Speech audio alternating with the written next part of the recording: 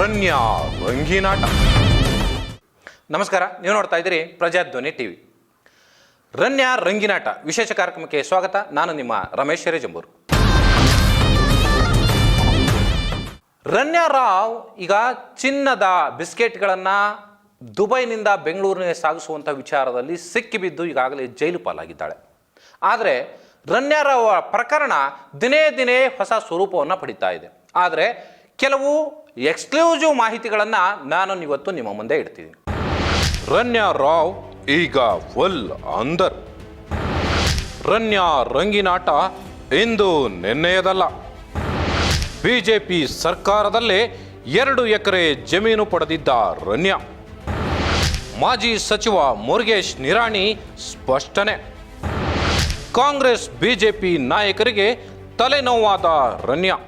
ಏನಕ್ಕೆ ಅಂತ ಹೇಳಿದ್ರೆ, ರನ್ಯಾ ರಾವ್ ಈಗಾಗಲೇ ಕನ್ನಡ ಚಿತ್ರವೂ ಸೇರಿದಂತೆ ಹಲವಾರು ಚಿತ್ರಗಳಲ್ಲಿ ನಟಿಸೋದ್ರ ಮೂಲಕ ಚಿತ್ರರಂಗದಲ್ಲಿ ಒಂದು ಹೆಸರನ್ನು ಮಾಡುವಂಥ ಕೆಲಸವನ್ನು ಮಾಡಿದ್ದಾರೆ. ಅವರದೇ ಆದ ಅಭಿಮಾನಿಗಳನ್ನು ಗಿಟ್ಟಿಸ್ಕೊಂಡಿದ್ದಾರೆ. ಆದರೆ ಅವರು ಮಾಡ್ತಾ ಇರುವಂಥ ಕೆಲಸ ಮಾತ್ರ ಗುಪ್ತವಾಗಿ ಸುಮಾರು ಹಲವು ವರ್ಷಗಳಿಂದ ದುಬೈನಿಂದ ಬೆಂಗಳೂರಿಗೆ ಚಿನ್ನದ ಬಿಸ್ಕೆಟ್ಗಳನ್ನು ಸಾಗಣೆ ಮಾಡ್ತಾಯಿದ್ರು ಅನ್ನುವಂಥ ಮಾಹಿತಿ ಈಗಾಗಲೇ ಜಗಜ್ಜಾಹೀರಾಗಿದೆ. ಈಗಾಗಲೇ ಕಂದಾಯ ಗುಪ್ತಚರ ವಿಭಾಗ DRI ಏನಿದೆ, ಇದು ಸಾಕಷ್ಟು ಆಳಕ್ಕೆ ಇಳಿದು ತನಿಖೆಯನ್ನು ಮಾಡ್ತಾ ಇದೆ. ಇದು ಒಂದು ಭಾಗ. ಆದರೆ ಮತ್ತೊಂದು ಕಡೆಯಲ್ಲಿ DRI ಜೊತೆಗೆ CBI ಕೂಡ ಈಗ ತನಿಖೆಯನ್ನು ಮಾಡಲಿಕ್ಕೆ ಹೊರಟಿದೆ. ಆದರೆ ಯಾವಾಗ ರನ್ಯಾ ರಾವ್ ಅವ್ರನ್ನ ಅರೆಸ್ಟ್ ಮಾಡಿ ಅವರನ್ನು ತನಿಖೆ ಮಾಡಲಿಕ್ಕೆ ಶುರುವಾಯಿತು, ಒಂದೊಂದಾಗಿ ಹೊಸ ಹೊಸ ಪ್ರಕರಣಗಳು ಬಿಚ್ಚಿಕೊಳ್ಳಲಿಕ್ಕೆ ಶುರುವಾಗಿದ್ದಾವೆ. ಇದು ಕಾಂಗ್ರೆಸ್ ಮತ್ತು BJP ನಾಯಕರಿಗೆ ತಲೆನೋವಾಗಿ ಪರಿಣಮಿಸಿದೆ. ಒಂದು ಕಡೆಯಲ್ಲಿ CBI ಇನ್ವೆಸ್ಟಿಗೇಷನ್ ಮಾಡುವಂಥ ಸಂದರ್ಭದಲ್ಲಿ ಕಾಂಗ್ರೆಸ್ನ ಸಚಿವರ ಮೇಲೆ ಗೂಬೆ ಕೂರಿಸುವಂಥ ಕೆಲಸವನ್ನು ಮಾಡಲಿಕ್ಕೆ ಹೊರಟಿದ್ದಾರೆ. ಇಲ್ಲಿ ಯಾರೋ ಒಬ್ಬ ಸಚಿವರು ಭಾಗಿಯಾಗಿದ್ದಾರೆ ಅನ್ನುವಂಥ ಮಾಹಿತಿಗಳನ್ನು ಕೊಡಲಿಕ್ಕೆ ಹೊರಟಿದ್ದಾರೆ. ಮಾಧ್ಯಮಗಳಿಗೆ ಅದನ್ನು ಹೊಸ ರೀತಿಯಲ್ಲಿ ಬಿಂಬಿಸುವಂಥ ಕೆಲಸವನ್ನು ಮಾಡಲಿಕ್ಕೆ ಹೊರಟಿದ್ದಾರೆ. ಮತ್ತೊಂದು ಕಡೆಯಲ್ಲಿ ಅಸಲಿ ಸತ್ಯ ಎಲ್ಲಿ ಹೊರಗಡೆ ಬೀರುತ್ತೋ ಅನ್ನೋ ರೀತಿಯಲ್ಲಿ ಕೆಲವರು ಮೊದಲೇ ಬೇಲ್ ತೆಗೆದುಕೊಳ್ಳುವಂಥ, ಅಂದರೆ ಜನರ ಮುಂದೆ ತಮ್ಮ ಏನೇನು ಆಯಿತು ಅನ್ನುವಂಥದ್ದನ್ನು ಬಿಚ್ಚಿಡುವಂಥ ಕೆಲಸವನ್ನು ಮಾಡಲಿಕ್ಕೆ ಹೊರಟಿದ್ದಾರೆ. ಯಾರ್ಯಾರು ಅಂತ ನೋಡಿದ್ರೆ ಅದೇ ಕಾಂಗ್ರೆಸ್ BJP ನಾಯಕರುಗಳೇ. ರನ್ಯಾ ರಾವ್ ಏರ್ಪೋರ್ಟ್ನಲ್ಲಿ ಒಂದು ದೇಶದಿಂದ ಇನ್ನೊಂದು ದೇಶಕ್ಕೆ ಹೋಗಿ ಅವ್ರನ್ನ VIP ಗೇಟ್ನಲ್ಲಿ ಕರ್ಕೊಂಡು ಬರ್ತಾರೆ, ಜೊತೆಗೆ ಫುಲ್ ಸೆಕ್ಯೂರಿಟಿನಲ್ಲಿ ಓಡಾಡ್ತಾರೆ. ಅಂದರೆ ಇದು ನಿನ್ನೆ ಮೊನ್ನೆ ಓಡಾಡ್ತಾ ಇರುವಂಥದ್ದಲ್ಲ. ಕೇವಲ ಕಾಂಗ್ರೆಸ್ ಸರ್ಕಾರದಲ್ಲಿ ಮಾತ್ರ VIP ಸೆಕ್ಯೂರಿಟಿನಲ್ಲಿ ರನ್ಯಾ ರಾವ್ ಓಡಾಡ್ತಾ ಇದ್ರಾ? ಇಲ್ಲ. BJP ಸರ್ಕಾರದಲ್ಲೂ ಕೂಡ ರನ್ಯಾ ರಾವ್ ಇದೇ ರೀತಿಯಲ್ಲೇ ಹೈ ಸೆಕ್ಯೂರಿಟಿನಲ್ಲಿ ಓಡಾಡ್ತಾ ಇದ್ರು ಅನ್ನುವಂಥ ಮಾಹಿತಿ ಈಗಾಗಲೇ ತನಿಖೆಯಿಂದ ಬಹಿರಂಗ ಆಗ್ತಾ ಇದೆ. ನಾನು ಹೇಳ್ತಾ ಇರುವಂಥ ಒಂದಿಷ್ಟು ಎಕ್ಸ್ಕ್ಲೂಸಿವ್ ಮಾಹಿತಿಗಳನ್ನು ನಿಮಗೆ ಕೊಡ್ತಾ ಹೋಗ್ತೀನಿ. ರನ್ಯಾ ರಾವ್ ಈ ರಂಗಿನಾಟವನ್ನು ಶುರು ಮಾಡಿ ಕೇವಲ 1 ವರ್ಷ 2 ವರ್ಷ ಆಗಿದ್ದಂಥದ್ದಲ್ಲ. ಕಳೆದ BJP ಸರ್ಕಾರದಲ್ಲಿನೇ ಈ ಬಿಸ್ಕೆಟ್ ದಂಧೆ, ಅಂದರೆ ಬೆಂಗಳೂರಿಗೆ ಇಲ್ಲಿರ್ತಕ್ಕಂಥ ಚಿನ್ನದ ವ್ಯಾಪಾರಿಗಳಿಗೆ ಅಥವಾ ಏನು ದೊಡ್ಡ ದೊಡ್ಡ ಜ್ಯುವೆಲರಿ ಶಾಪ್ ಓನರ್ಸ್ಗಳಿದ್ದಾರೆ ಅವರಿಗೆ, ಅಂದರೆ ಇವರಿಗೆ ಯಾರು ಬೇಕೋ ಅವರಿಗೆ ಮಾತ್ರ ಬಿಸ್ಕೆಟ್ಗಳನ್ನು, ಚಿನ್ನದ ಬಿಸ್ಕೆಟ್ಗಳನ್ನು ದುಬೈನಿಂದ ಬೆಂಗಳೂರಿಗೆ ಸಾಗಿಸ್ತಾ ಇರುವಂಥ ವಿಚಾರ ಈಗಾಗಲೇ ಬಹಿರಂಗ ಆಗಿದೆ ತನಿಖೆಯಲ್ಲಿ.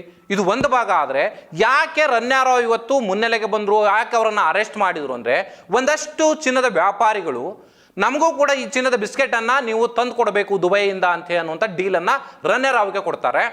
ಆದರೆ ರನ್ಯಾ ರಾವ್ ತಮ್ಮ ವ್ಯಾಪ್ತಿಯಲ್ಲಿ ಈಗಾಗಲೇ ತಮ್ಮ ಜೊತೆಗೆ ವಹಿವಾಟನ್ನು ನಡೆಸ್ತಾ ಇರುವಂಥ ಒಂದಷ್ಟು ಚಿನ್ನದ ವ್ಯಾಪಾರಿಗಳಿದ್ದಾರೆ ಅಥವಾ ಜ್ಯುವೆಲರಿ ಶಾಪ್ ಓನರ್ಸ್ಗಳು ಯಾರಿದ್ದಾರೆ ಅವರಿಗೆ ಮಾತ್ರ ಈ ಚಿನ್ನದ ಬಿಸ್ಕೆಟ್ಗಳನ್ನು ತಂದು ಕೊಡುವಂಥ ಕೆಲಸವನ್ನು ಮಾಡ್ತಾ ಇದ್ರು ಅವರ ಮೂಲಕ. ಸೊ ಈ ಕಮಿಷನ್ ವ್ಯವಹಾರಗಳನ್ನು ಮಾಡ್ತಾ ಇದ್ರು. ಜೊತೆಗೆ ಅವರಿಗೆ ಈ ಸಾಗಣೆಗೆ ಸಂಬಂಧಪಟ್ಟ ಹಾಗೆ ಸಾಕಷ್ಟು ಅವರದ್ದೇ ಆದ ಒಂದು ರೀತಿಯಲ್ಲಿ ಹಣ ಅವರ ಅಕೌಂಟಿಗೆ ಬಂದು ಬೀಳ್ತಾ ಇತ್ತು. ಈಗಾಗಲೇ ರನ್ಯಾ ರಾವ್ ಅಕೌಂಟಿಗೆ ಮುಧೋಳದ ಒಬ್ಬ BJPಯ ನಾಯಕರು ಅಥವಾ ಕಾಂಗ್ರೆಸ್ ನಾಯಕರು, ಯಾವ ನಾಯಕರಿಂದ, BJP ನಾಯಕರು ಅಥವಾ ಕಾಂಗ್ರೆಸ್ ಯಾರೇ ಇರಲಿ, ಆದರೆ ಮುಧೋಳದ ಒಬ್ಬ ಪ್ರಮುಖ ಪ್ರಭಾವಿ ರಾಜಕಾರಣಿಯ ಅಕೌಂಟ್ನಿಂದ ರನ್ಯಾ ರಾವ್ಗೆ ಲಕ್ಷ ಲಕ್ಷ ಹಣ ವರ್ಗಾವಣೆ ಆಗಿರುವಂಥದ್ದು ಈಗ ಬಹಿರಂಗ ಆಗಿದೆ. ಇದು ಒಂದು ಭಾಗ.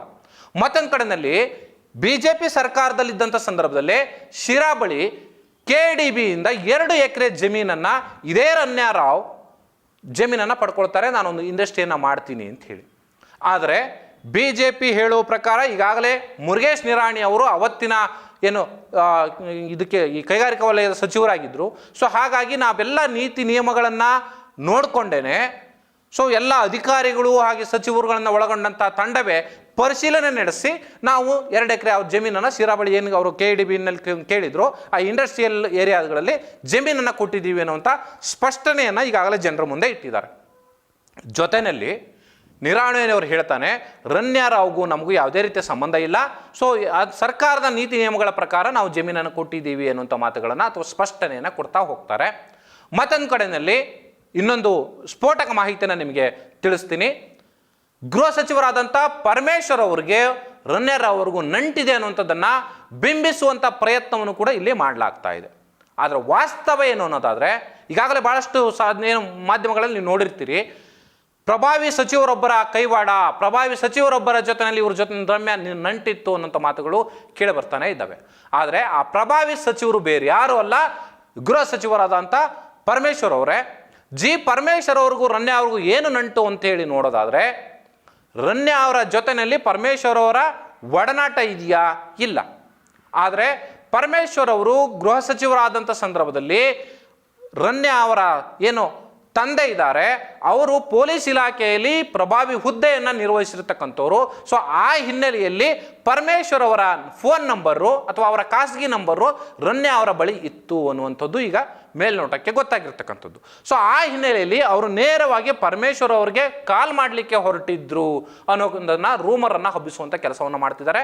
ಆದರೆ ರನ್ಯಾ ಅವರು ಪರಮೇಶ್ವರ್ ಅವರಿಗೆ ಏನು ಕಾಲ್ ಮಾಡುವಂಥ ಪ್ರಯತ್ನಕ್ಕೆ ಯಾವುದಕ್ಕೂ ಕೂಡ ಕೈ ಹಾಕಿಲ್ಲ. ಆದರೆ ರನ್ಯಾ ಅವರ ಮೊಬೈಲ್ ನಂಬರ್ನ ಅಥವಾ ಮೊಬೈಲ್ನಲ್ಲಿ ಪರಮೇಶ್ವರ್ ಅವರ ಫೋನ್ ನಂಬರ್ ಸಿಕ್ಕಿರುವಂಥದ್ದು ಒಂದು ಭಾಗ. ಸೊ ಆ ಹಿನ್ನೆಲೆಯಲ್ಲಿ ಪರಮೇಶ್ವರ್ ಅವರಿಗೆ ಇದು ನಂಟಿರಬಹುದು ಅನ್ನುವಂಥ ಗುಮಾನಿಗಳನ್ನು ಹಬ್ಬಿಸುವಂಥ ಕೆಲಸವನ್ನು ಅಥವಾ ವದಂತಿಗಳನ್ನು ಕ್ರಿಯೇಟ್ ಮಾಡುವಂಥ ಒಂದಷ್ಟು ಮಾಧ್ಯಮಗಳಲ್ಲಿ ಅದೊಂದು ಬಿಂಬಿಸುವಂಥ ಪ್ರಯತ್ನಗಳನ್ನು ಮಾಡಲಾಗ್ತಾ ಇದೆ. ಇದರ ಜೊತೆಯಲ್ಲಿ KDB ಜಮೀನನ್ನು ಸರ್ಕಾರವೇ ಅಧಿಕೃತವಾಗಿ ಸರ್ಕಾರಿ ದಾಖಲೆಗಳ ಪ್ರಕಾರವೇ ಕೊಟ್ಟಿದೆ.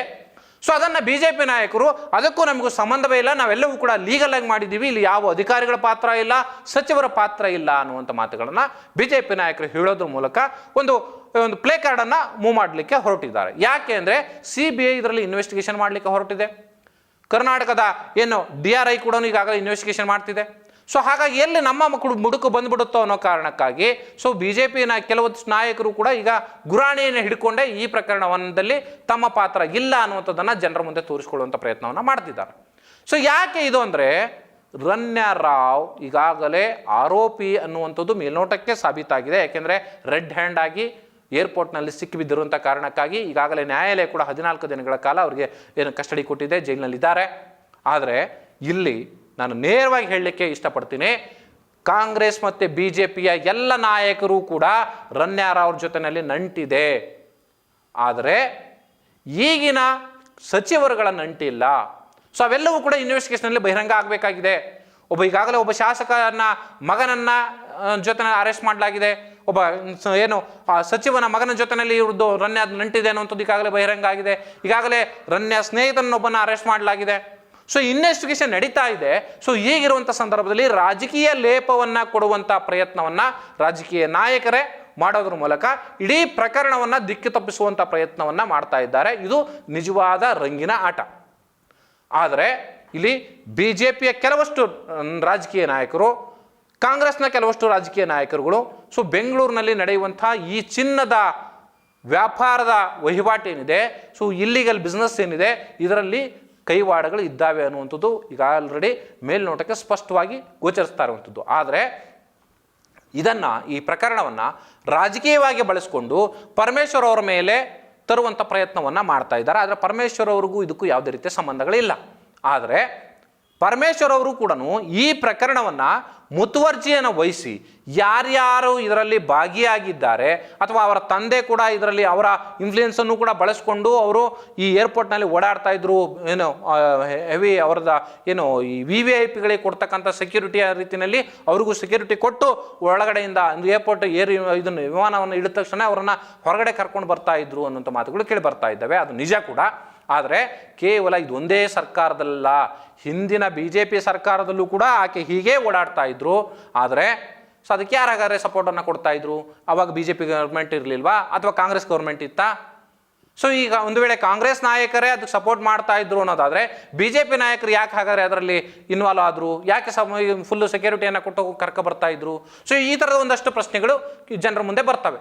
ಆದರೆ ಇದರಲ್ಲಿ ಎಲ್ಲ ರಾಜಕೀಯ ನಾಯಕರುಗಳು ಕೂಡ ತಮ್ಮ ಎಲ್ಲಿ ಕುತ್ತಿಗೆಗೆ ಬಂದ್ಬಿಡುತ್ತೋ ಅನ್ನೋ ಕಾರಣಕ್ಕಾಗಿ ತಾವು ಗುರಾಣಿಯನ್ನು ಹಿಡಿದುಕೊಂಡು ಆಟವನ್ನು ಆಡುವಂಥ ಕೆಲಸವನ್ನು ಮಾಡ್ತಿದ್ದಾರೆ. ಆದರೆ ಈ ರಂಗಿನಾಟದಲ್ಲಿ ಈ ಬಹುತೇಕ ಕಾಂಗ್ರೆಸ್ ಮತ್ತು ಬಿ ಜೆ ಪಿ ನಾಯಕರುಗಳ ಪಾತ್ರ ಇದೆ.